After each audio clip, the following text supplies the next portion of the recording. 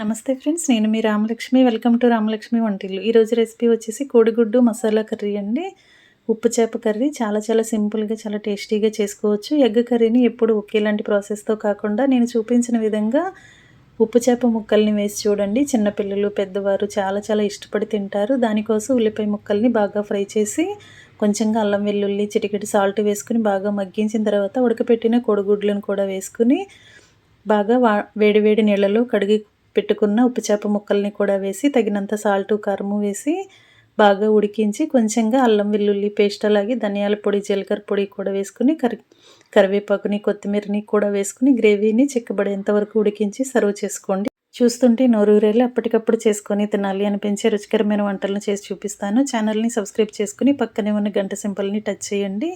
ఈ కర్రీ చాలా చాలా టేస్టీగా ఉంటుంది. తప్పకుండా ట్రై చేయండి. మరొక రెసిపీతో మళ్ళీ కలుద్దాం. Thanks for watching. నేను మీ రామలక్ష్మి.